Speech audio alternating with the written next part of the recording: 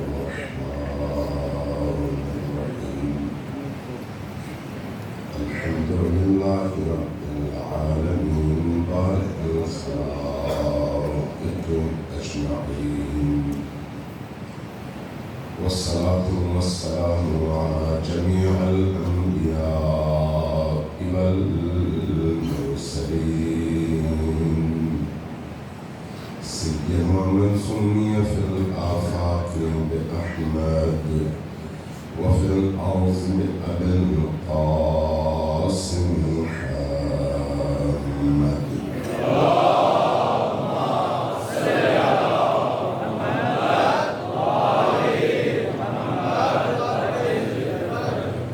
والصلاة والسلام على أولاده الطيبين الطاهرين المعصومين الميامين واللعنة دائمة على أعدائهم أجمعين من يوم عداوتهم إلى قيام يوم الدين أما بعد فقد قال الله تبارك وتعالى في كتابه المجيد وهو أصدق القائلين وقوله الحق بسم الله الرحمن الرحيم قل لا أسألكم عليه أجرا إلا المودة في القربى السلام على الحسين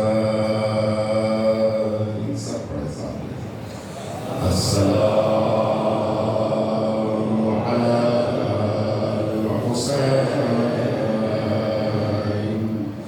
وعلى علي بن الحسين وعلى أولاد الحسين وعلى أصحاب الحسين صلى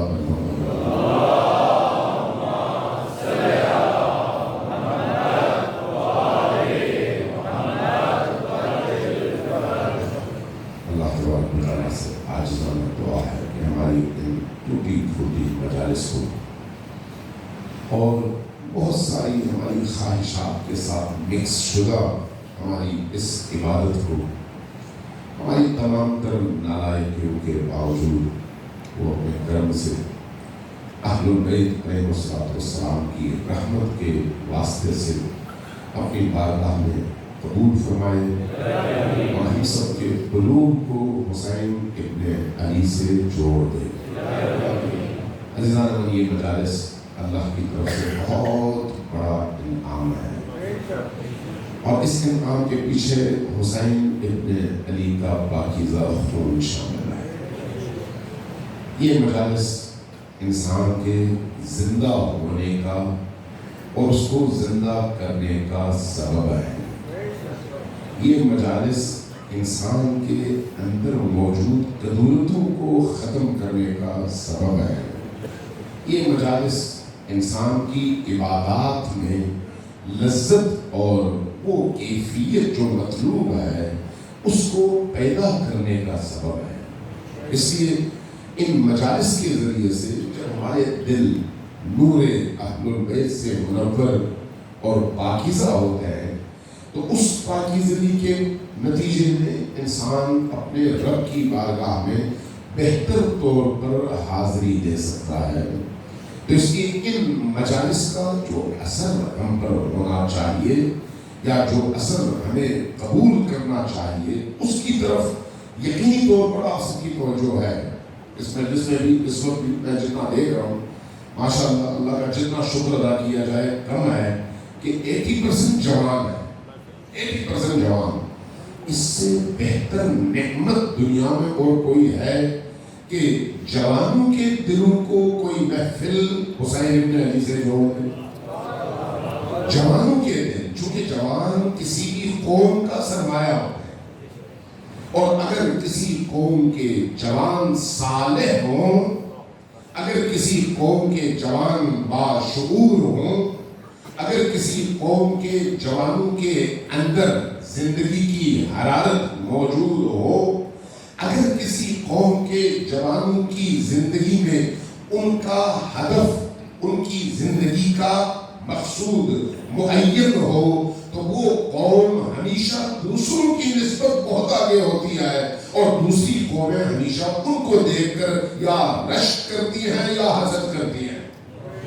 یہ جو اہل البیت علیہ السلام کی مجالس ہیں، ان مجالس کی سب سے بڑی برکت یہی ہے کہ جوانوں کو گھروں سے نکال کر، بستروں سے نکال کر، گرم اور ٹھنڈے کمروں سے، روم سے نکال کر، دوستوں کی محافل سے نکال کر زہرا کے لال سے جوڑنے کا سبب یہ مجالس ہے۔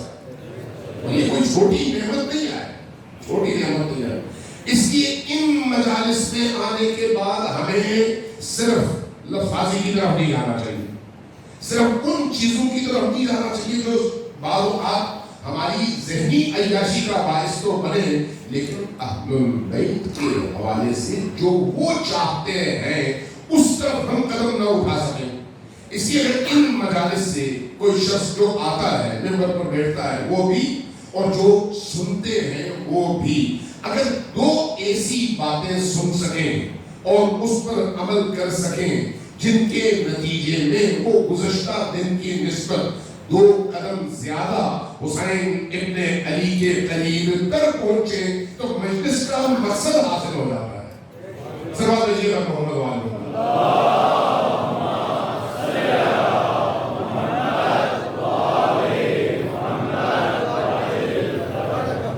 دنیا میں بڑے بڑے اجتماعات ہوتے ہیں، بڑے بڑے اجتماعات، سیاسی اجتماعات بھی ہوتے ہیں، دین کے نام پر اجتماعات بھی ہوتے ہیں، کلچر اور تہذیب کے نام پر اجتماعات بھی ہوتے ہیں، تفریحی اجتماعات بھی ہوتے ہیں، ہر طرح کے اجتماعات ہوتے ہیں۔ لیکن کبھی آپ نے دیکھا وہ تھریٹس، وہ دھمکیاں، وہ چیلنجز جن کا سامنا حسین ابن علی کے ذکر کی مجلس کو کرنا پڑتا ہے، کسی اور اجتماع کو نہیں کرنا پڑتا؟ کبھی سوچا اس کی وجہ کیا ہے؟ وجہ کیا ہے؟ صرف حسین ابن علی کی مجالس کو محدود کرنے کی مسلسل کوشش کیوں ہوتی ہے، چاہے وہ کسی بھی حوالے سے ہو۔ اب طول تاریخ میں دیکھیں، یہ آج کی بات نہیں ہے، یعنی ایسا نہ سوچیں کہ آج ایسا ہو رہا ہے، نہیں، آج تو خیر بہت ہم آزاد ہیں پھر بھی تمام تر پابندیوں کے باوجود، لیکن ایک زمانہ تو وہ تھا جب آپ حسین ابن علی کا نام لے نہیں سکتے تھے۔ ایک زمانہ تو وہ تھا جب آپ علی ابن ابی طالب کا نام لے نہیں سکتے تھے۔ ایک زمانہ وہ تھا جب علی ابن ابی طالب سے متعلق کوئی حدیث، کوئی قول، کوئی کلام، کوئی رسول اللہ کا فرمان دوسرے تک ببانگ دہل آپ پہنچا نہیں سکتے تھے۔ کیوں؟ علی اور آل علی، نبی کی آل کے ذکر اور ان کی فضیلتوں کے بیان کی مجالس پر بھی اور زبانوں پر بھی کیوں اتنی قدغن تھی اور کیوں اتنی سختیاں تھیں جن کے اثرات آج بھی ہم محسوس کرتے ہیں؟ کیوں ایسا؟ اس لیے کہ یہ جو ذکر ہے ابتدا سے لے کر اب تک، اس ذکر کی سب سے بڑی خصوصیت یہ ہے کہ یہ ذکر انسان کے ذہن کو سوچنے کا، انسان کے دل کو پاک ہونے کا اور عملی میدان میں ہر ظلم کے مقابلے میں سر اٹھا کر کھڑے ہونے کا موقع فراہم کرتا ہے۔ اس ذکر سے جو سب سے بڑی قوت حاصل ہوتی ہے وہ یقین کی قوت ہے، یقین، اعتماد، اپنے آپ پر بھروسہ۔ کربلا کے واقعے میں 72 نے جو قربانی دی ہے، ان 72 کی قربانی کتنوں کے مقابلے میں ہے؟ کروڑ انسانوں کے، لیکن 72 زندہ ہے، باقی سارے مر گئے. آج تو غور کریں، آپ غور کریں، آپ کو محسوس ہوگا 72 زندہ ہے، باقی سارے تاریخ کے صفحوں میں گم ہو گئے، مر گئے. آپ کو اگر تلاش کرنا پڑے تو آپ کو 20-30 کتابوں کے صفحے چھاننے پڑیں گے کہ پتہ نہیں یہ کون تھے، ان کے باپ کون تھے، ان کی نسلیں کون تھی، کہاں رہتے تھے، کہاں چلے گئے، کسی کو نہیں معلوم. لیکن اگر معلوم ہے تو یہ ہے کہ حسین ابن علی تاریخ انسانیت کا ہیرو تھا اور آج بھی ہے. یہ سب کو معلوم، یہ سب کو معلوم، اور مستقبل میں بھی ایسا ہے.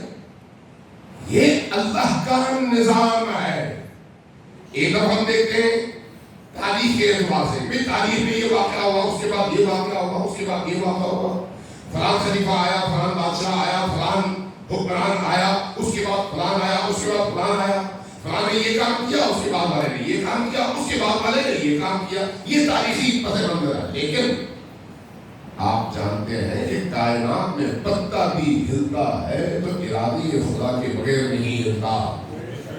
جو کچھ ہوتا ہے وہ یقینی طور پر اللہ کے اس بڑے منصوبے کا حصہ ہے، اس بڑے منصوبے کا جس کا تعلق عالم مانا سے ہے. پہلے دن میں نے آپ سے عرض کیا کہ عالم مانا کی طرف توجہ ہمیں منقلب کر دیتی ہے اور تبدیل کر دیتی ہے.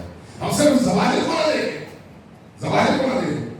یاد رکھیں، بعض وقت ہم دعا کرتے ہیں اور دعا کی استجابت کا انتظار کرتے ہیں. کیا ہم نے کبھی یہ سوچا کہ اس وقت جو میں بول رہا ہوں کوئی ہستی ہے جو اس کو سن رہی ہے؟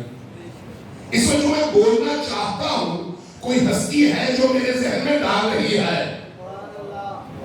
معلوم ہے اگر کوئی ہے، وہ جو ہے وہ غافل ہے یا ہوشیار؟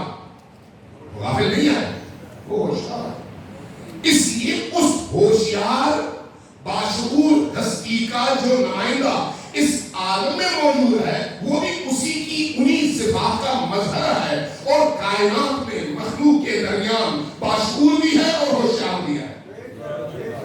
جو کچھ ہو رہا ہے وہ اسی سمت میں ہو رہا ہے جس سمت میں اللہ انسانوں کو لے کر جا رہا ہے.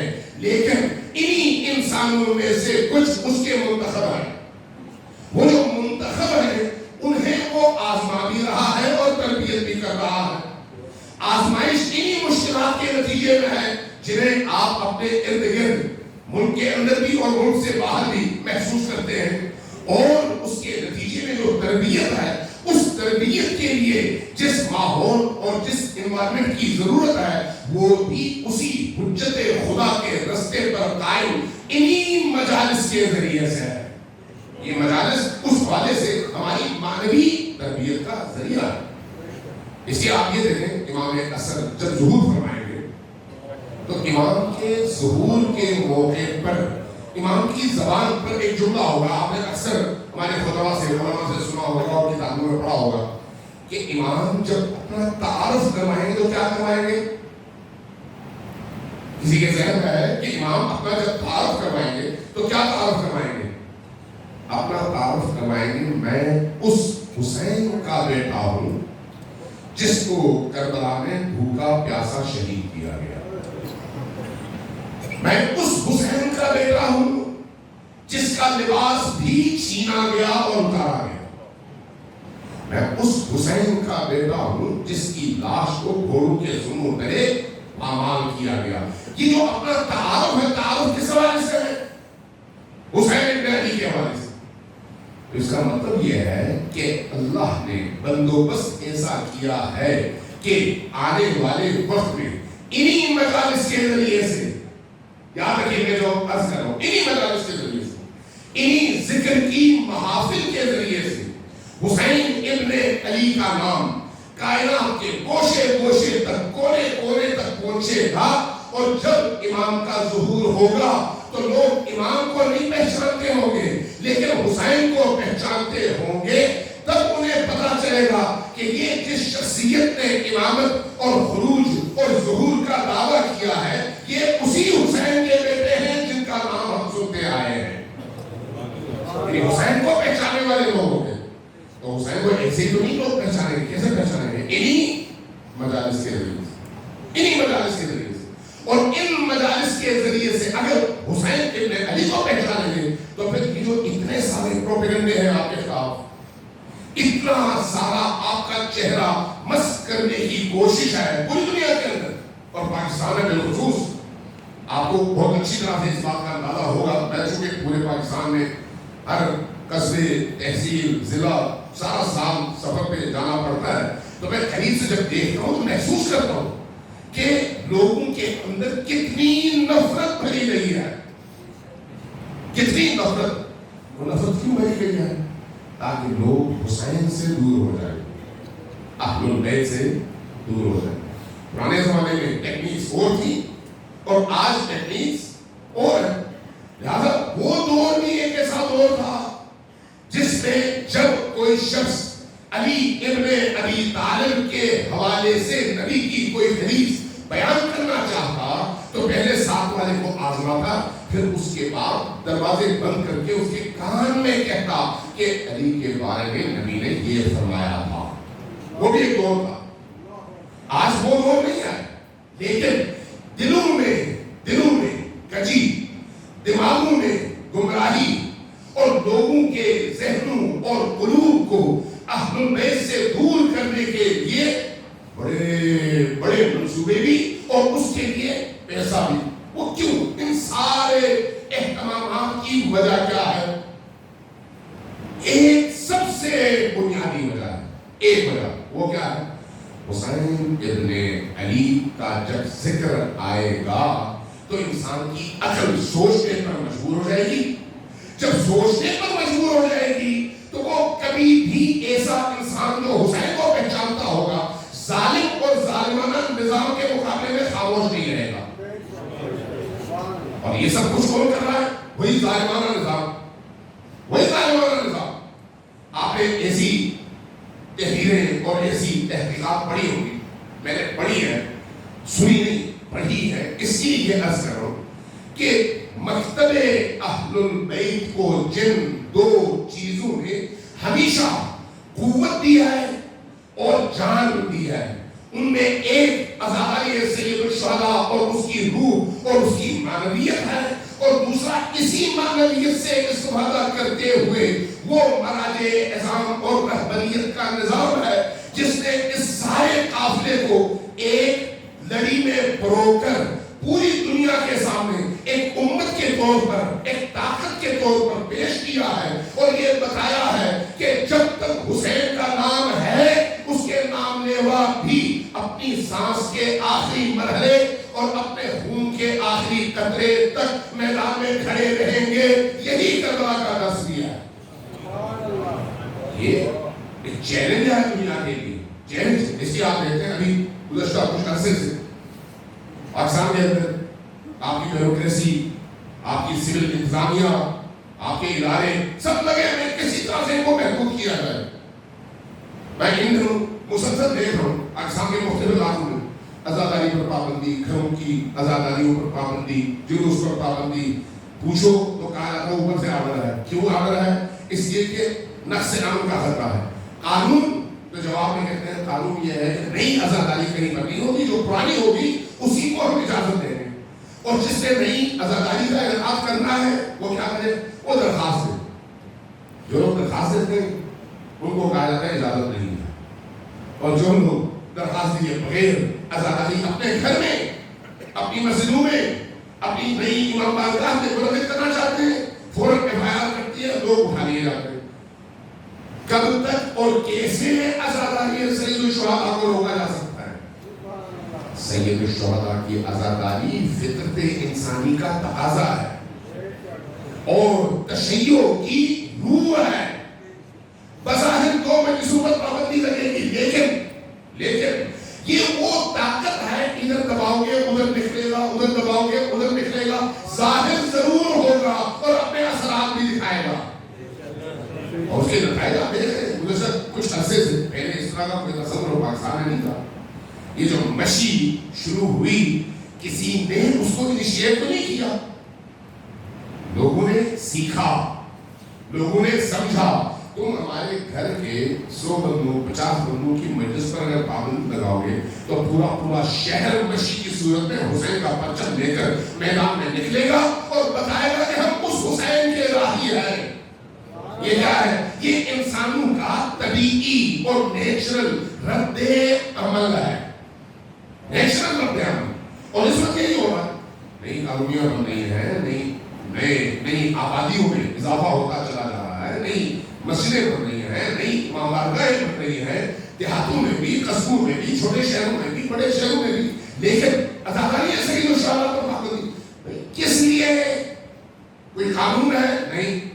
پھر نقص عمل کا خطرہ. نقص عمل کا خطرہ باقیوں کو کیوں نہیں ہے؟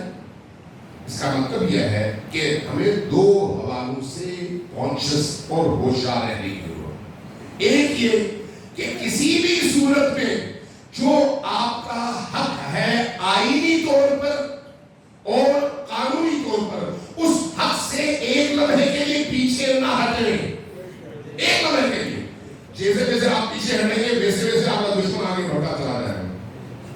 مسئلہ یہاں پر حقوق کا نہیں ہے, مسئلہ یہاں پر بغض علی اور آل علی کا ہے. اور بغض علی اور آل علی اس کے مقابلے میں آپ کھڑے نہیں رہیں گے تو خود ختم ہو جائیں گے. اس کے مقابلے میں پوری طاقت کے ساتھ, البتہ دانش کے ساتھ, عقل کے ساتھ, تدبیر کے ساتھ, جھگڑوں میں پڑے بغیر ہوشیارانہ طور پر ملت کو ایک دوسرے سے جوڑ کر, قوم کے جوانوں کو ایک دوسرے سے جوڑ کر اس کے مقابلے میں کھڑے رہنے کی ضرورت ہے. اور دوسرا آزاداری سید الشہداء کی روح. وہ جو روح ہے آزاد ہے, وہ کیا ہے؟ وہ انسانوں کے اندر پاکیزگی کو زندہ رکھنا, مؤمنین کو آپس میں جوڑنا. آزاداری سید الشہداء, حب حسین اور حب اہل البیت مؤمنین کو آپس میں جوڑنے کے حوالے سے سب سے بنیادی کردار ادا کرتا ہے. میں دو روایتیں بیان کر دیتا ہوں, ایک دفعہ سماعت کیجیے گا محمد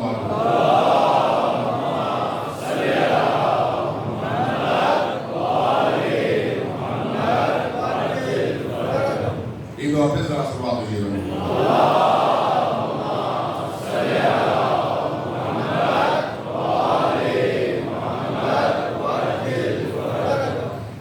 عزیزان گرامی, اہل البیت کیا چاہتے ہیں اور اہل البیت کی تربیت کا نتیجہ کیا ہوتا ہے؟ جو لوگ اہل البیت کے ساتھ چلتے ہیں وہ آپس میں رحماء بینہم کی عملی مصداق بن جاتے ہیں.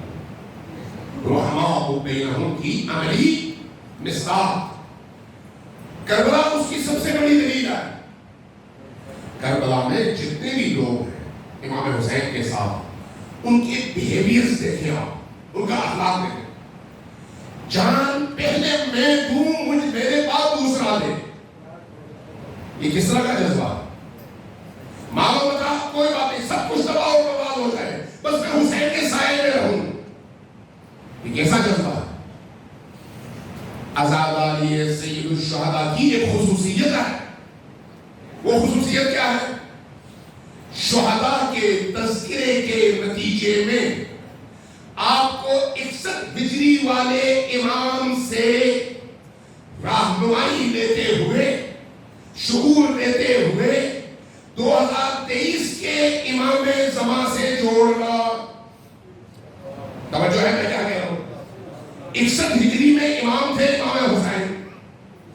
امام حسین کا تذکرہ, ان کی محبت, ان کا عشق روح میں حیات پیدا کرتا ہے, جان دیتا ہے, جان انسان کو عطا کرتا ہے, قوت عطا کرتا ہے.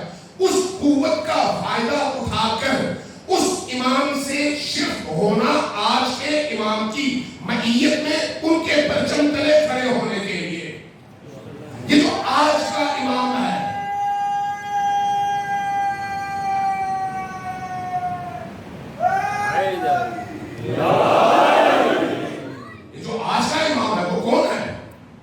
مہدی آخر الزمان. اور مہدی آخر الزمان کی خصوصیت کیا ہے؟ آپ جو ہے آپ سب دوبارہ سے پڑھے اور اونچی آواز سے سوال پڑھے.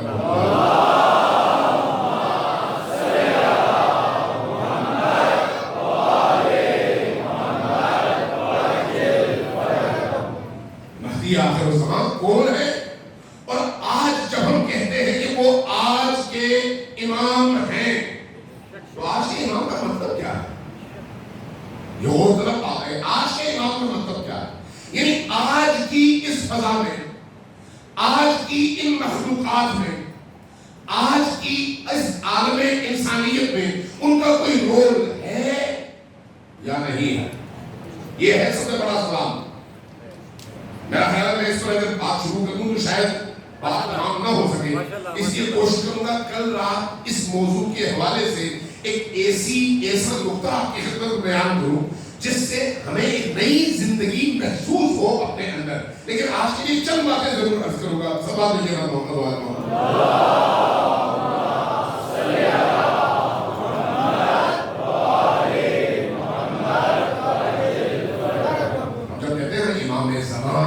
امام زمان کا مطلب ہے اس زمانے کا امام۔ اس کی امامت کا دائرہ کیا ہے؟ یہ عالم، شہر نہیں، ملک نہیں، صوبہ نہیں، ایک بر اعظم نہیں، یہ عالم۔ عالم پر اس کی امامت کا کیا مطلب ہے؟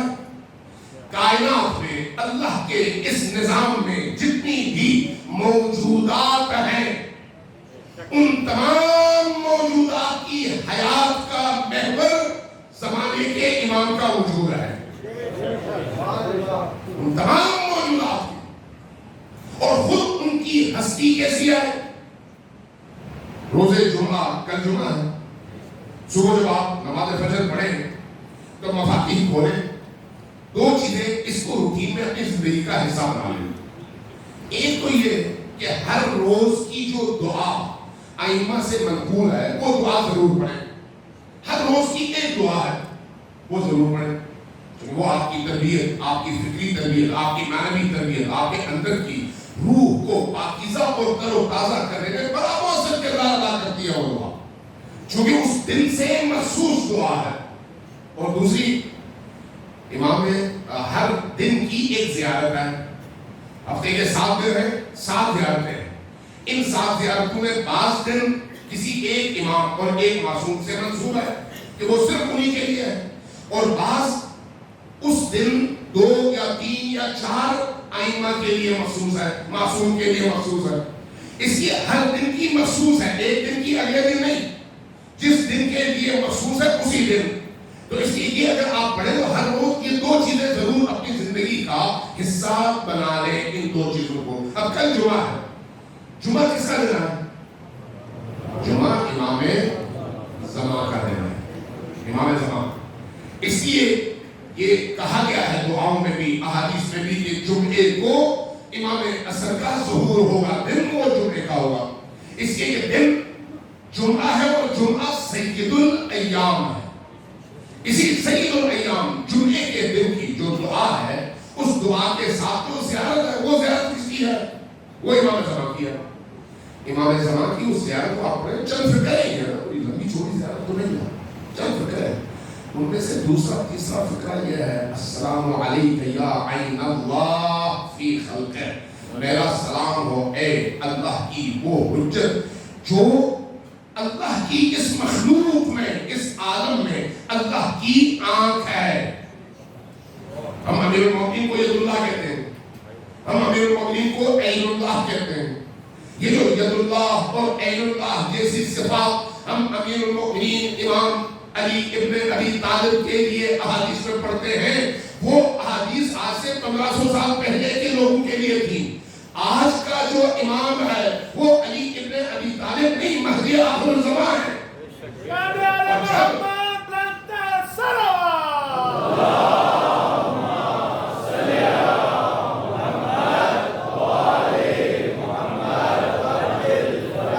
اس لیے ہم عقیدہ رکھتے ہیں کہ وقت کا امام، وقت کا امام، وقت کا امام کا کیا مطلب ہے؟ یہ جو اس وقت گزر رہا ہے، اس وقت میں جس کے ہاتھوں میں اس عالم کی امامت اور ولایت موجود ہے، وہ مہدی آخر الزمان۔ اور اس مہدی آخر الزمان کا مجھ سے اور آپ سے رابطہ کیسا ہے؟ یہ ڈیپینڈ کرتا ہے مجھ پر اور آپ پر، ان پر نہیں۔ جو کہ ہم امام عصر کے حوالے سے 2 طرح کی اصطلاحیں پڑھتے ہیں، ایک ہے منتظر اور ایک ہے منتظر۔ منتظر اردو میں بھی استعمال ہوتا ہے، جو انتظار کر رہا ہو، اور منتظر جس کا انتظار کیا جا رہا ہو. امام حسن کے لیے دونوں اصطلاحیں استعمال ہوتی. کس معنی میں؟ وہ خود اللہ کی طرف سے اذن کے منتظر ہیں، اس لیے وہ منتظر ہیں، اور منتظر اس لیے ہے کہ تمام عالم ان کے ظہور کے انتظار میں ہے. اس معنی میں یہ دونوں اصطلاحیں امام حسن کے لیے استعمال کی جاتی ہیں. لیکن جب ان دو اصطلاحوں کو آپ استعمال کرتے ہیں تو کیا یہاں پر ہمارا بھی کوئی رول بنتا ہے یا نہیں بنتا؟ سوال یہ ہے، ہمارا بھی کوئی رول بنتا ہے یا نہیں؟ اگر رول بنتا ہے تو وہ کیا ہے؟ وہ جو میں نے پہلے جملہ کیا تھا کہ محرم کا مطلب 61 ہجری کے امام سے الہام لیتے ہوئے، ایمان لیتے ہوئے، عشق لیتے ہوئے، جرأت لیتے ہوئے، شجاعت لیتے ہوئے، شعور لیتے ہوئے، ایثار کا جذبہ لیتے ہوئے، قربانی کا جذبہ لیتے ہوئے، اپنے زمانے کے امام کی امامت میں منتقل ہو کر اس کی امامت کے پرچم کو سربلند کرنے اور اس کے ظہور کے اسباب مہیا کرنے کے لیے میں میدان میں حر بن کر کھڑا ہو سکوں.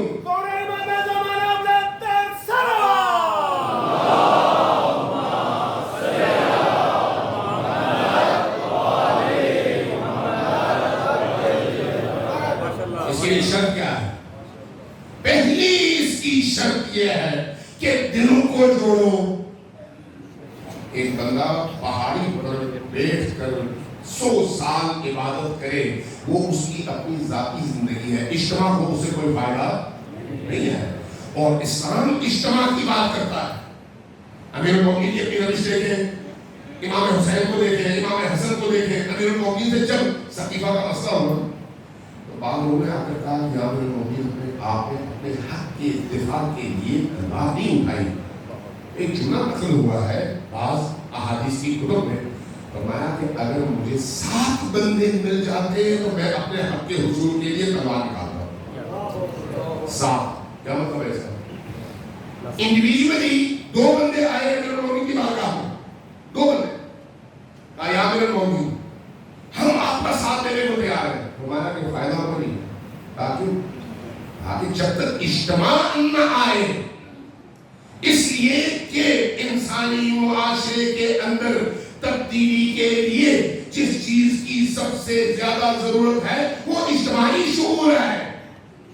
اجتماعی شعور انفرادی طور پر ہر ایک آپس میں ہوتا ہے، لیکن جب تک وہ تسبیح کے بکھرے ہوئے دانے آپس میں جڑتے نہیں ہیں، اس وقت تک اس طرح کا باشعور اجتماع وجود میں آتا نہیں ہے.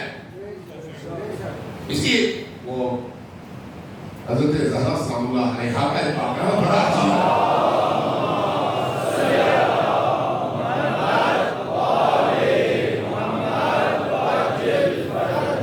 نبی کریم کی رحلت کے بعد اس بیماری اور خاص کیفیت میں بی بی مدینہ سے گھر سے نکلتی اور بہت میں جاتی، میدان بہت میں جا کر حضرت سید الشہداء حمزہ کی قبر پر بیٹھتی. اور آپ نے وہ روایات پڑھی ہوگی کہ حضرت سید الشہداء حمزہ کی قبر کی مٹی اٹھا کر آپ نے ایک تسبیح بنائی تھی، اور اس تسبیح کے ذریعے سے وہ اذکار پڑھتی تھی جو اذکار نبی کریم نے حضرت فاطمہ الزہرا سلام اللہ علیہا کو عطا کی تھی. آپ یہ پڑھا ہو اور سنا ہو.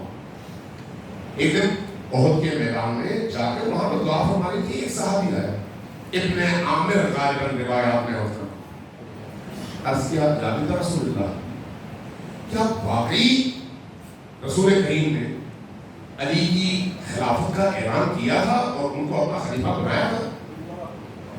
بی بی نے پلٹ کر دیکھا اور فرمایا تمہیں قرآن کی اتنی زیادہ شہادتیں نظر نہیں آئی؟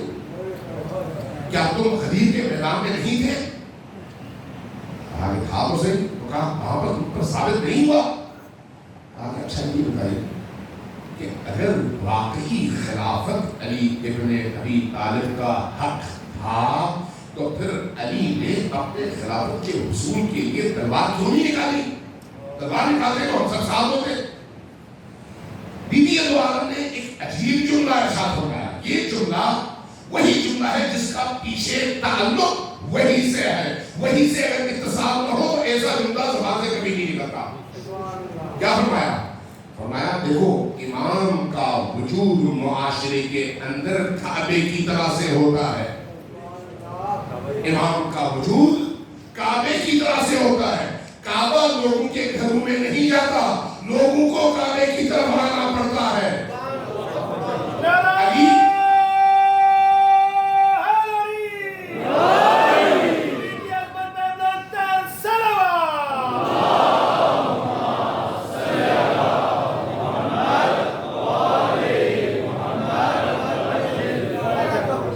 علی کعبۃ اللہ ہے اس زمین پر، کعبۃ اللہ. اور وہ جو کعبہ ہے ان کی طرف لوگوں کو جانا چاہیے، نہیں کہ وہ لوگوں کے گھروں میں جا کر بتائیں میں کعبہ ہوں میری طرف آؤ. یہی کیفیت آپ باقی تمام ائمہ کی زندگی میں دیکھتے ہیں. انسان کا ایک نیچر ہے. اس وقت آپ یہی سیاست کی دنیا میں دیکھیں، گزشتہ اس پورے عرصے میں پاکستان ہو، پاکستان سے باہر ہو، جہاں جہاں آپ گئے ہو، آپ نے خبریں سنی ہو، لوگوں کے تبصرے سنے ہو، ایک بات سب کرتے ہیں. جب کوئی مشکل آتی ہے سیاسی لیڈر بھی کرتے ہیں، سیاسی لیڈر بھی، اور عام عوام بھی کرتی ہے. وہ کیا؟ خدا کرے کوئی خمینی یہاں پر کھڑا ہو جائے. یہ آپ نے سنا ہوگا. یہ کس چیز کی علامت ہے؟ اگر یہ عام اس کا ہو سکتا ہے مذہب اس کا جوڑ ہو، مذہب کچھ اور ہو سکتا ہے وہ بالکل نامذہب ہو، لیکن کہتا ضرور ہے کہ ہمارے ملک میں بھی کسی خمینی کی ضرورت ہے.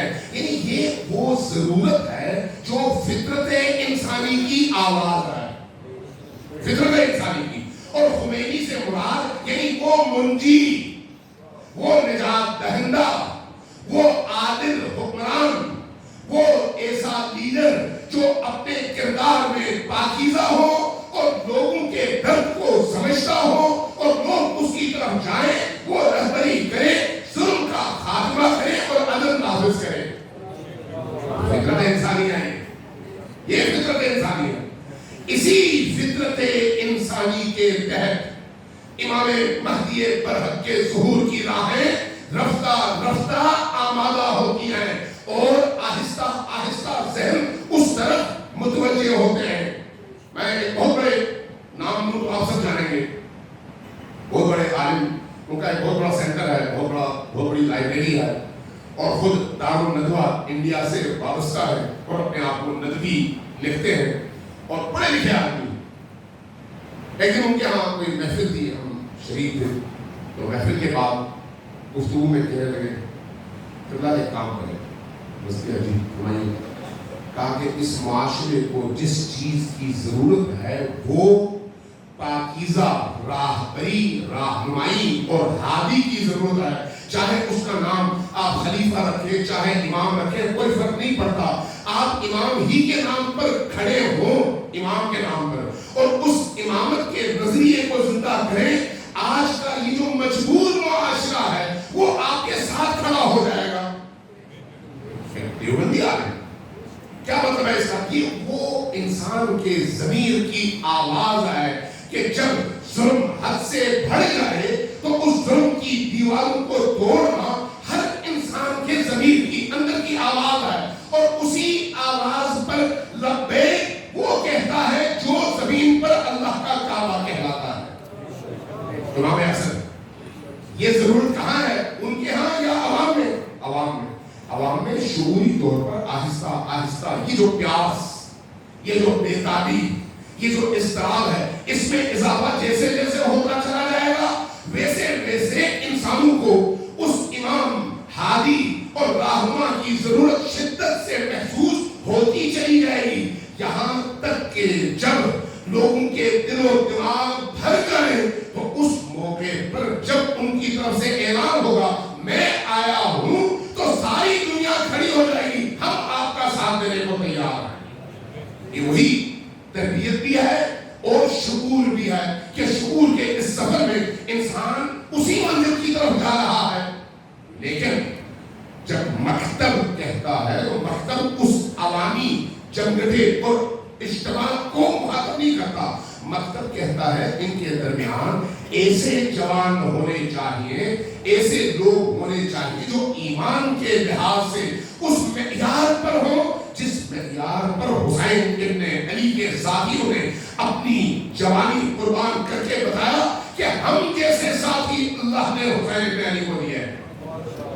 لہذا جب امام اسد کے ظہور کا وقت آئے گا تو ان کو ایسے ساتھی ملیں گے جن کی تعداد آپ پڑھتے ہیں کتابوں میں اور سنتے ہیں علماء سے 313، وہ پہنچے ہوئے لوگ، لیکن درجہ بدرجہ ہے، لیکن صرف وہ 313 اور اس کے بعد پیچھے میدان خالی نہیں، اپنے درجات کے لحاظ سے ہر درجے کے لوگ اس معاشرے میں موجود ہوں۔ اب میرے لیے سوال یہ ہے کہ میں کس درجے پر ہوں، آپ کے لیے سوال یہ ہے کہ آپ کس درجے پر ہیں۔ ہم جس درجے پر ہیں اس درجے سے اگلے درجے میں ارتقاء کے لیے ان مجالس میں ہم کیا رول پلے کر رہے ہیں۔ یہ مجالس ہمیں جوڑنے کے لیے ہے، ہمارے دلوں سے کدورت کو ختم کرنے کے لیے ہے، درد کو محسوس کرنے کے لیے ہے۔ اگر اقبال نے کہا تھا کہ اخوت اس کو کہتے ہیں چوبے کانٹا جو کابل میں، تو ہندوستان کا ہر پیر و جوان بےتاب ہو جائے۔ تو ایمان کی حرارت تو اس چیز کا نام ہے کہ میرا دوست، میرا بھائی، میرا ایک انسان ساتھی کہیں پر کسی مشکل میں ہو تو اس مشکل کے درد کو میں یہاں پر بیٹھ کر محسوس کروں۔ یہ ہے انسانیت، اور اسی چیز کو کربلا نے زندہ کیا ہے، اسی چیز کو ائمہ ہدیٰ علیہ السلام کی سیرت اور ان کی صالح مومنین اور ان کے اخلاق نے کس چیز کو زندہ کیا ہے۔ امام صادق علیہ السلام کا واقعہ ہے، سب آپ نے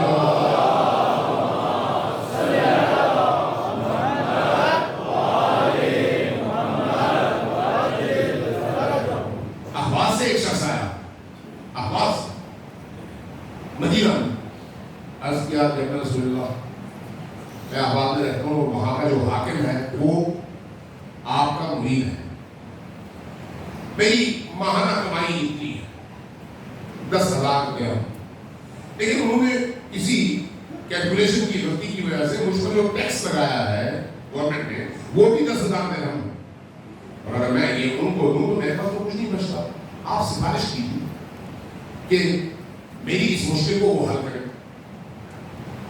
امام نے روکا نکالا اور اس پر لکھا بسم اللہ الرحمن الرحیم، اگر تم کسی مومن کے دل میں سرور بھرو گے اور اس کو خوشی دو گے تو اللہ اور اس کا رسول تمہیں خوشیوں سے اور سرور سے نوازیں گے۔ بس یہی ایک جملہ ہے، کہا کہ دلا کے اس کو، وہ آیا، احوال آیا اور پرچی دی، اس نے دیکھا امام کے خط کو پہچانتا تھا، آنکھوں سے لگایا، کہا تمہارا مسئلہ کیا ہے؟ کہا یہ مسئلہ، اسے وہ دفتر کنگارے بلوایا جو کہ حاکم تھا، چیک کیا تو پتا چلا کہ ہاں کیلکولیشن کی غلطی تھی، لیکن اب لکھی جا چکی ہے، مہر لگ چکی ہے، اب اس پہ تبدیلی نہیں ہو سکتی، ورنہ وہ کرپشن کہہ رہا ہے، اب کیا کریں؟ اور کہا کہ دیکھو دفتر میں تو لکھا جا چکا ہے، اب یہ دینا ہی دینا ہے، تم نہ دو، تمہاری جگہ میں دے دیتا ہوں۔ وہ 10,000 درہم اپنے محلے سے نکالا، دیا، دینے کے بعد کہا کہ اب ذرا ٹھہرو، خوش ہو گئے ہو یا نہیں؟ کہا کہ ہاں میں خوش ہو گیا۔ مسرور ہوئے ہو؟ ہاں میں مسرور ہوں۔ اب کہا کہ اگلے سال کا جو تمہارا ٹیکس ہے وہ بھی میں ابھی اپنی جیب سے دے رہا ہوں، وہ بھی دے دیا۔ کہا تم خوش ہو؟ کہا ہاں میں خوش ہوں۔ اور اس کے بعد پھر کہا اب تمہاری جو ضرورت ہے، تم جس قالین پر کھڑے ہو کر میرے امام کا خط تم نے مجھے پہنچایا ہے وہ قالین بھی تمہارا، وہ بھی اٹھا کے دے دیا، خوش ہو؟ کہا ہاں میں خوش ہوں۔ پھر کچھ سوچا، کہا کہ بہترین سواری لے کر آؤ، اس کے اپنے مال میں سے ایک بہترین سواری، آج کے دور میں ہوگی تو مرسیڈیز یا کوئی بڑی گاڑی لا کے کھڑا کیا، کہا کہ یہ بھی میری طرف سے تمہارے لیے ہے، خوش ہو؟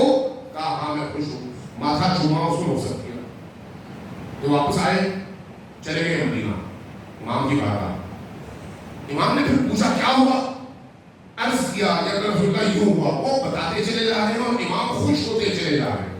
جب صاحب واقعہ بیان کر دیا تو دیکھا امام کے چہرے کی مسرت اتنی زیادہ ہے، کہا یا رسول اللہ ملا مجھے ہے اور آپ اتنے خوش ہو رہے ہیں؟ فرمایا تمہیں ملا ہے، مجھ سے پہلے خدا اس سے زیادہ خوش تھا، اور خدا کے ساتھ خدا کا رسول اتنا زیادہ خوش تھا، جس چیز پر خدا اور اس کا رسول اتنے زیادہ خوش ہو، میں کیسے خوش نہ ہوں کہ ایک مومن کی مشکل مشکل دوسرے مومن نے حل کر دی اور اس کو ایک مصیبت سے نکال لیا. یہ کہاں سے ہمیں سبق ملتا ہے؟ انہی ائمہ کی سیرت سے اور انہی مجالس سے. یہاں بہت سارے ایسے ہوں گے جو افسر ہوں گے جو کسی محکمے میں ہوں گے جن کے پاس روز لوگ آتے ہوں گے. یہ یاد رکھیے اگر حسین ابن علی کے نام پر کسی مظلوم کسی ستم دیدہ کی زندگی سے ایک کانٹا بھی آپ نکال سکیں اور اس کو آسودگی دے سکیں تو اس پر صرف حسین خوش نہیں ہوتے, حسین کے رب بھی خوش ہوتے ہیں, ان کی والدہ والدہ بھی خوش ہوتی ہیں اور ان کے جد رسول اللہ بھی خوش ہوتے ہیں. نعرہ حیدری, نعرہ رسالت, یا رسول اللہ, نعرہ حیدری, یا محمد آل محمد صلی اللہ.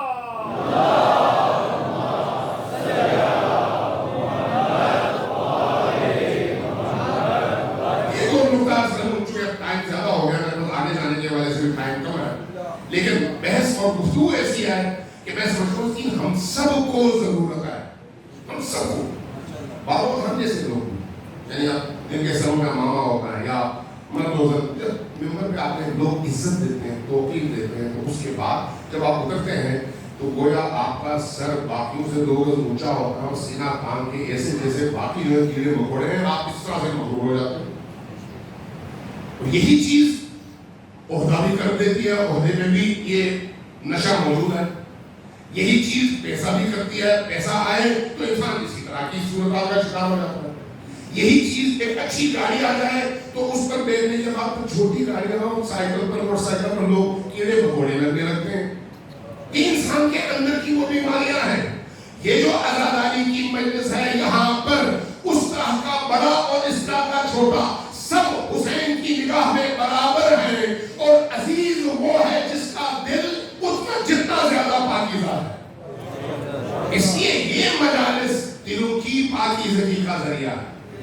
یہ مجالس دلوں کی پاکیزگی کا, اس لیے دوسرے مومن کے جوتے سیدھا کرنا اور وہ بھی حسین ابن علی کے نام پر, اس سے بڑھ کر عبادت کوئی نہیں ہے ان مجالس میں. اس سے بڑھ کر کوئی عبادت نہیں ہے. یہاں حسین کے مہمان بننے کے بعد انسان اپنے نام کی بڑائی مٹاتا ہے اور اپنے دل پر لکھتا ہے حسین حسین. لبیک یا حسین, لبیک یا حسین, یا حسین, لبیک یا حسین, یا حسین, لبیک یا حسین, آل محمد صلی اللہ.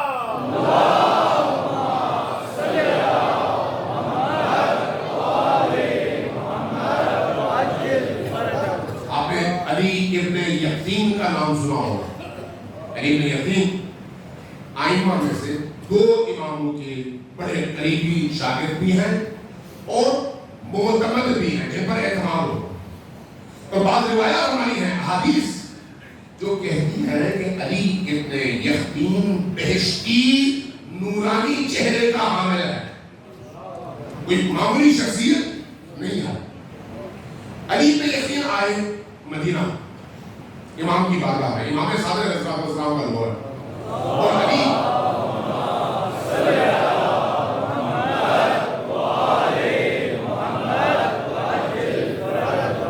علی ابن یقین خود کیا ہے, خلیفہ کے دربار میں وزیر, لیکن اجازت امام معصوم سے لی ہے, ورنہ جائز نہیں ہے. جائر اور ظالم کا مددگار بننا جائز نہیں ہے, اس ظالمانہ سسٹم کا حصہ بننا جائز نہیں ہے.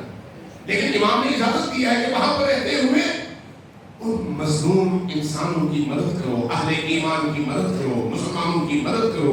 مدد کرنے کی غرض سے جا کر اس عہدے کو قبول کرنا عبادت ہے, اور صرف اپنی ضرورتوں کے لیے جانا اور ظلم کا حصہ بننا ظلم بھی ہے اور گناہ کبیرہ بھی ہے. نیتوں کا اتفاق. آئے مدینہ, امام کے دروازے پر آئے, دستک دی, غلام نے دروازہ کھولا, اندر جانا چاہا, کہا اجازت لے لوں. اندر غلام گئے, واپس آئے, عرض کیا کہ امام نے فرمایا ہے کہ میرے پاس ٹائم نہیں ہے, پریشان ہوں, میں اتنی دور سے آیا ہوں, کہا کہ علی بن یقین ہوں. جواب آیا نہیں قائم نہیں ہے پریشان ہو. وہ بھی امام کی شکل ان کو بھی پتا تھا کہ بھائی امام اگر کہہ رہے قائم نہیں ہے تو کوئی وجہ ہے. دوپہر ہو گئی دوبارہ گئے دوبارہ اجازت مانگی پتا چلا قائم نہیں ہے. شام تک پھر بیٹھے رہے پھر دوبارہ گئے دوبارہ اجازت مانگی اجازت نہیں ملی قائم نہیں ہے. واپس آئے کہا کہ مجھ سے کوئی خطا ہوئی ہے مجھ سے کوئی خطا. اگلے دن رکے تیسرے دن پھر رکے چوتھے دن پھر رکے 4 دن مدینہ میں رکے. کون؟ خلیفہ کا وزیر کوئی معمولی شخصیت نہیں. 4 دن مدینہ میں رکے رہے کہ امام کی بارگاہ میں آنے کی اجازت مل جائے. اجازت نہیں ملی. کھوج لگایا وجہ کیا ہے کہ امام نے اجازت نہیں دی. پتا چلا کہ کوفہ کا ایک بندہ تمہارے پاس آیا ضرورت مند اس کی ایک پریشانی. تم نے اس کو نہ صرف اس کا مسئلہ حل نہیں کیا بلکہ اس کو گھر کے اندر اپنے دفتر میں داخل ہونے کی اجازت بھی نہیں دی. جب تم ایک مومن کے ساتھ ایسا کرو گے تو تمہاری ان تمام عظمتوں کے باوجود جن کا اقرار ائمہ نے پہلے کیا ہے ان تمام عظمتوں کے باوجود جب تم ایک مومن کا اس طرح سے دل دکھا کر اس کے حق میں یہ زیادتی کرو گے تو پھر زمانے کی حجت ہستی کے دروازے میں بھی تمہارے آنے کی کوئی گنجائش نہیں ہے. لوٹے واپس چلے گئے. رات پتہ کروایا وہ بندہ کون تھا. آ گیا اس کو بلوایا اس سے اس کا مسئلہ پوچھا اس نے بتایا وہ حل کیا. حل کرنے کے بعد کہا کہ تم میرے مہمان اپنے گھر میں بڑی زبردست قسم کی دعوت کی کھانا کھلایا. اس کے بعد تحائف کچھ دیے. پھر اس کے بعد کہا کہ راضی ہو. کہا ہاں میں راضی ہوں. کہا تمہارے دل میں میرے بارے میں کوئی کدورت کوئی ذرہ برابر. کہا نہیں میری تسلی کی. اپنی دولت کا آدھا حصہ لے دیا. کہا یہ بھی تمہارا. کہا کیوں اتنا کر رہے ہیں. کہا نہیں میں کچھ سوچ کر رہا ہوں. یہ پیسے تمہارے. خوش ہو. کہا ہاں میں خوش ہوں. راضی ہو. ہاں میں راضی ہوں. کہا نہیں ابھی بھی میری تسلی نہیں ہوئی. کہا کہ ذرا قریب ہو. قریب کی بات خود زمین پر بیٹھ گئے اور لیٹ گئے. لیٹ کر اپنے رخسار ایک حصہ زمین پر رکھا اور اس سے کہا اب اپنا پاؤں اٹھاؤ میرے رخسار پر رکھو. کہا میں کیسے یہ جرات کروں. کہا نہیں میرے اندر ایک بت تھا اس بت کو مجھے توڑنا ہے.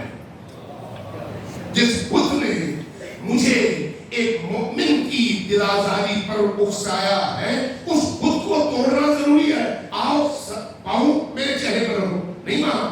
کہا نہیں کرو گے تو میں تمہیں جانے نہیں دوں گا. بارہ مجبور آگے ان کے رخسار پر پاؤں رکھا.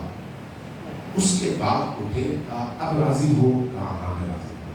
کہا اچھا اب تم جا سکتے ہو. واپس آئے. اب عراق سے نکلے ہیں مدینہ. پہنچے امام صادق علیہ السلام کے در اقدس پر. تو غلام پہلے سے آمادہ ہے وصول کرنے کے لیے. وصول کیا لے کر اندر گئے. جب اندر پہنچے امام کے قدموں میں بیٹھے تو امام نے فرمایا کہ میرے مؤمن موالیوں کے ساتھ اس طرح کرتے ہیں نہ اس طرح. یہ ہے ایک مؤمن کا اخلاق کہ کہیں پر بھی کوئی بھی مؤمن موجود ہو اس مؤمن کی دلازاری نہیں اس کا دل جیتو جوڑو اس کی مشکل حل کرو اور اس کو جس پوزیشن میں وہ ہے مسئلے میں وہ پھنسا ہوا ہے وہاں سے نکالنے کے لیے جو تم میں طاقت ہے وہ پوری استعمال کرو. تب تم میرے ہو اور میں تمہارا ہوں. پر محمد علی محمد صلوات.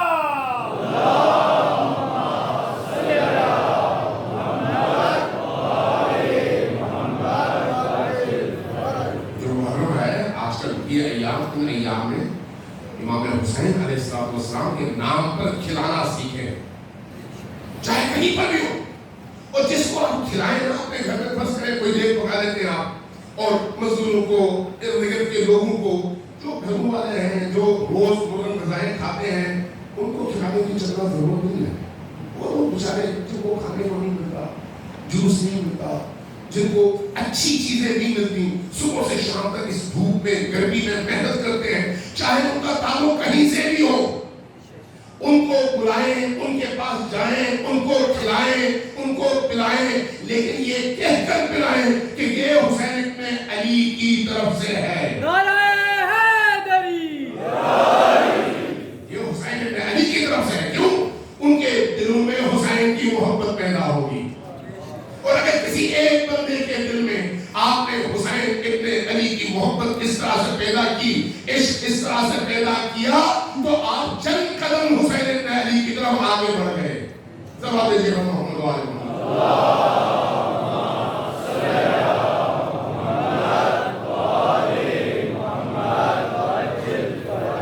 عزیزان کرام, بات آج تھوڑی سی لمبی ہو گئی, لیکن کل چونکہ شب عاشور ہے, اس کے کل اس حوالے سے بات ایسی باتیں جو میں سمجھتا ہوں کہ بڑی اہم ہے, وہ آپ کی خدمت میں عرض کروں گا. آج آپ نے تھوڑا سا کربلا کی طرف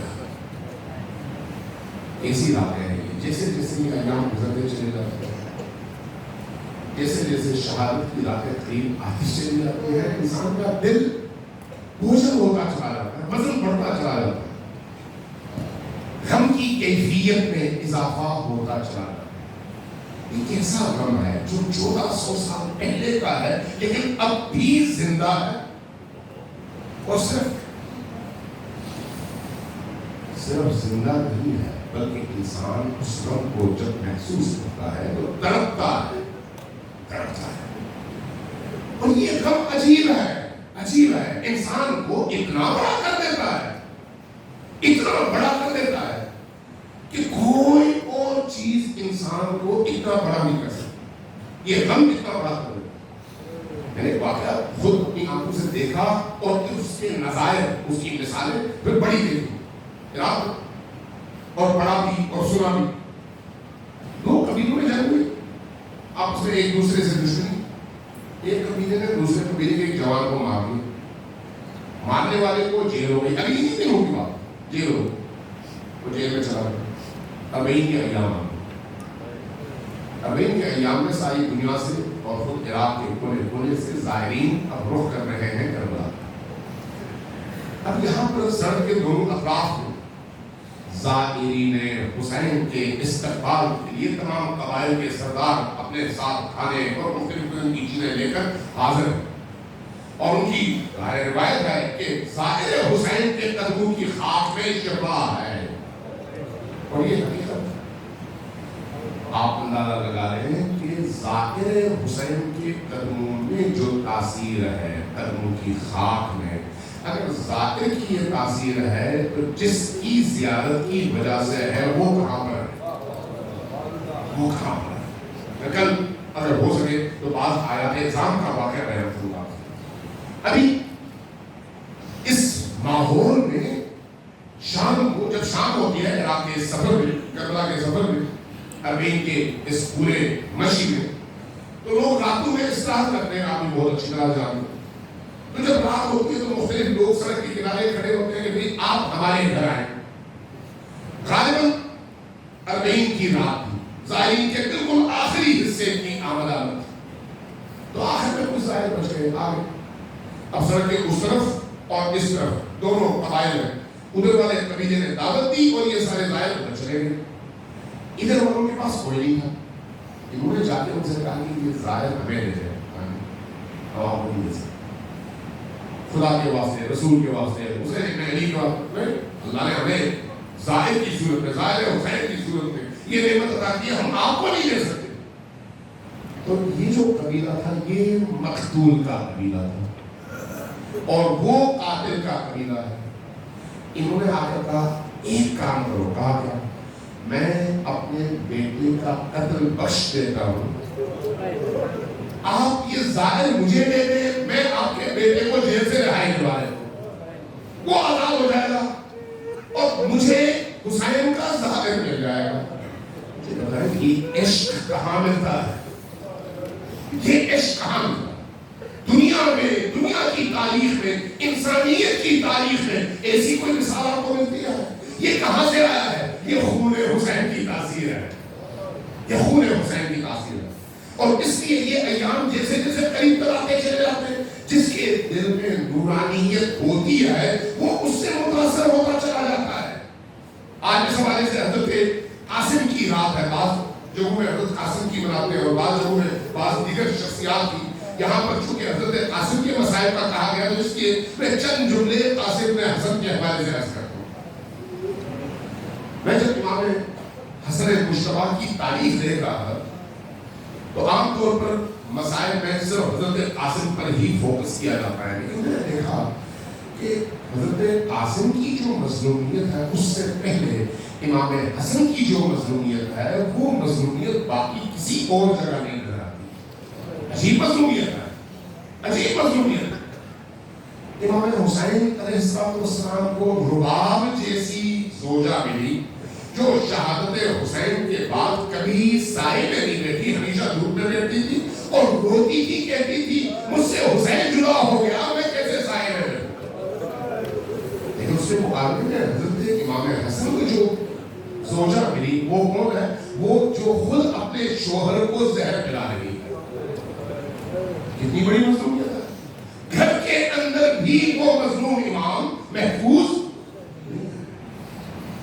آپ دیکھیں امام حسین علیہ السلام کا تذکرہ کتنا عام ہے اور ان کی زیارت کے عاشق پوری دنیا میں، اور امام حسن کی مظلومیت دیکھیں دھوپ میں، بقی میں، اور اگر کوئی جانا چاہے بھی تو اس کو جیل کی طرف جانا پڑتا ہے اور حسن بن علی کی قبر پر جا کر ہاتھ اٹھا بھی نہیں سکتا۔ مظلومیت اس سے بڑی مظلومیت۔ اور شہادت کے موقع پر بھی 28 صفر امام حسن کی شہادت ہے، لیکن جب امام حسن کی شہادت کا موقع آتا ہے لوگ تذکرہ بھی اگر کرتے ہیں تو امام حسن کا نہیں امام حسین کا کہیں گے یا نبی کریم کا کہیں گے، وہاں پر بھی امام حسن مظلوم ہے۔ قاسم اس مظلوم امام کے مظلوم بیٹے ہیں، اس مظلوم امام کے مظلوم بیٹے ہیں۔ شب عاشور جب امام حسین علیہ السلام نے اپنے اصحاب سے گفتگو کی اور ان کو بتایا کہ کل کیا ہوگا تو تاریخ کہتی ہے ایک کونے میں ایک 13 سال کا جوان کھڑا ہوا اور اس نے کہا کہ یا رسول اللہ کیا کل آپ کے دفتر میں موجود شہداء کی تعداد اور ناموں میں میرا نام بھی شامل ہے یا نہیں ہے؟ امام حسین نے کیا کیا؟ جواب نہیں دیا، پلٹ کر کہا بیٹا قاسم ذرا بتاؤ تمہاری نگاہ میں موت کیسی ہے؟ موت کیسی ہے؟ جواب کیا ملا؟ بابا جان موت اور وہ بھی آپ کی راہ میں، اللہ کی راہ میں، وہ شہد سے زیادہ میٹھی ہے، شہد سے زیادہ میٹھی۔ یہ جملہ جیسے سنا امام حسین علیہ السلام نے ڈر گئے، فرمایا کہ ہاں بیٹا کل شہداء کی لسٹ میں تمہارا بھی نام ہے، صرف تمہارا کیا تمہارے اس چشمہ چھوٹے سے بھائی کا نام بھی ہے۔ جیسے کہ جملہ کہا نا قاسم کے بارے میں تاریخ میں لکھا ہے کہ وہ جھٹکا کھا کر کھڑے ہوئے اور کھڑے ہو کر کہا بابا جان چچا جان کیا کل یہ اشیاء خیموں میں گھس آئیں گے؟ جیسے یہ جملہ تاریخ کی چیز کی علامت ہے غیرت حسنی، غیرت حسنی۔ جیسے ہی جملہ کہا امام نے جواب فرمایا نہیں بیٹا تمہارا بھائی علی اصغر میدان میں جا کر تیر کھائے گا اور شہید ہو جائے گا۔ عاشور کا دن، عاشور کے دن دفتر کھلے، ایک ایک شہید ہونے لگے۔ اب جب قاسم کی باری نہیں آئی تو پریشان ہوئے اور اس پریشانی میں بار بار آتے ہیں لیکن مولا اجازت نہیں دیتے، پھر آتے ہیں مولا اجازت نہیں دیتے، پھر آتے ہیں مولا اجازت نہیں دیتے۔ ایک وقت آیا کہیں پر آپ سے بیٹھے ہیں لیکن رو رہے ہیں، پریشان ہیں، اچانک یاد آتا ہے کہ بابا جب دنیا سے جا رہے تھے تو اس وقت انہوں نے ایک چیز مجھے دی تھی، یہ اپنے بازو سے باندھ لو، جب تمہیں زندگی میں سب سے زیادہ سخت موقع میسر ہو اور سمجھو کہ اس سے زیادہ سخت موقع نہیں آ سکتا تو تب اس پرچی کو کھولنا اور پڑھنا اور اس پر عمل کرنا۔ یاد آیا فوراً تعویذ نکالی، اس کو کھولا، پڑھا تو کیا تمہارے چچا کربلا میں اکیلے ہوں گے تو تب میں تو نہیں ہوں گا، لیکن میری جگہ تم نے اپنے چچا کی حفاظت کرنی ہے اور میری نمائندگی کرتے ہوئے جان دینی ہے جب تک تمہاری جان میں جان ہے۔ تمہارے چچا کو کچھ نہیں ہونا چاہیے۔ یہ جیسے ہی پڑا لیکن بھاگم بھاگ کر خوش ہو رہے ہیں، بھاگم بھاگ گئے چچا کے پاس۔ تاریخ ایک عجیب موڑ پر ہے، یہاں پر جو بیان کر رہی ہے تاریخ کسی اور کے بارے میں نہیں ہے کہ پورے کربلا کے سفر میں یہ جو رویہ تھا یہ صرف اور صرف قاسم ابن حسن کے لیے تھا، کسی اور کے لیے نہیں۔ جیسے ہی یہ رخا امام حسین کے ہاتھوں میں پہنچا، آپ نے رخا کھولا، پڑھا، جیسے ہی پڑھا اپنی آنکھوں سے لگایا، اپنے ہونٹوں سے لگایا، بوسے دیے اور اس کے بعد اس بچے کو اٹھا کر اپنی آغوش میں لیا، پھر دونوں رونا شروع ہوئے، اتنا روئے کہ دونوں غش کر کے زمین پر گر پڑے، دونوں غش کھا کر زمین پر گر پڑے۔ کافی دیر کے بعد جب ہوش آیا تو اب اجازت ملی، لیکن کیسی اجازت تھی؟ بعض محدث کے مصنفین نے لکھا ہے کہ یہ چھوٹا تھا عمر میں، حضرت قاسم چھوٹے تھے، اس لیے ان کے قد کے برابر تلوار بھی نہیں تھی اور ان کے قد کے برابر زرہ بھی نہیں تھی اور ان کے قد کے برابر امامہ بھی نہیں تھا۔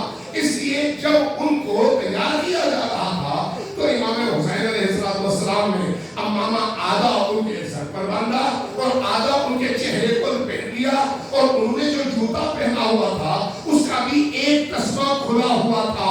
حسین ابن علی کی اجازت ملتے ہی یہ نوجوان اس تیزی سے میدان کی طرف گیا کہ اس کو تسمہ باندھنا بھی یاد نہیں رہا۔ تسمہ باندھنا یہ اشرے اشیاء کے راویوں نے نقل کیا ہے کہ جوان اس طرح سے آیا کہ اس کے پاؤں میں، اور وہ بھی الٹے پاؤں کے جوتے کا تسمہ کھلا ہوا تھا، لیکن جب وہ میدان میں آیا اور اس نے اپنا نقاب الٹا تو لگ رہا تھا جیسے چاند کا طلوع ہو رہا، چاند کا طلوع۔ اس کو دیکھ کر لشکر اشیاء میں عجیب کیفیت چھا گئی، لیکن اس جوان نے آ کر جب للکارا تو کیا کہا؟ میں حسن ابن علی کا بیٹا ہوں اور اپنے چچا پر قربان ہونے کے لیے آیا ہوں۔ مورخین کہتے ہیں کہ تقریباً 35 لوگ واسطے جہنم ہوئے، اور اس کے بعد جب چاروں طرف سے حملہ ہوا تو ایک وقت ایسا آیا کہ یہ بچہ اپنے گھوڑے کی پیٹھ پر سے زمین پر گرا، جیسے ہی گرا ایک دھول اٹھی اور اس دھول میں ایک آواز ابھری، چچا جان اپنے بیٹے کے سرحانے ڈالے۔ حسین بن علی پہنچے، دھول چھٹ گئی، کیا دیکھا گھوڑے ادھر سے ادھر ہو گئے ہیں، ادھر سے ادھر ہو گئے ہیں، اور یہ معصوم نوجوان اس کے جسد اطہر پر گھوڑوں نے اس کو پامال کیا ہے۔ اس کیفیت میں جب سر اٹھایا، اپنی گود میں رکھا، بوسہ دیا تو فرما رہے تھے بیٹا قاسم میں تمہارے بدن کو بچا نہیں سکا۔